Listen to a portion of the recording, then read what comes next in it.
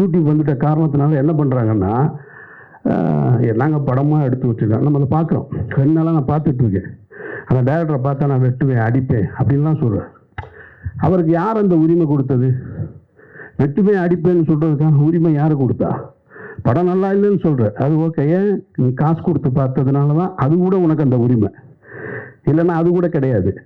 அப்போது தேவையற்ற முறையில் என்னை பொறுத்த மட்டும் நான் கொட்டுக்காளி திரைப்படத்தை நான் எடுத்திருந்தேன், தயாரிச்சிருந்தேன் அப்படின்னா நான் தியேட்டருக்கே கொண்டு வந்திருக்க மாட்டேன். அதை வணிக நோக்கத்தில் கொண்டு வந்து திணிக்க வேண்டிய அவசியம் இல்லைன்னு நான் நினைக்கிறேன். அது அவசியமற்றது. அது சர்வதேச திரைப்பட விருதுகளை பெற்றிருக்கு. அந்த கண்ணியத்தை அப்படியே கொடுத்துருக்கணும். அதனுடைய தயாரிப்பாளர் ஒரு பிரபல நடிகராக இருக்கிறாரு.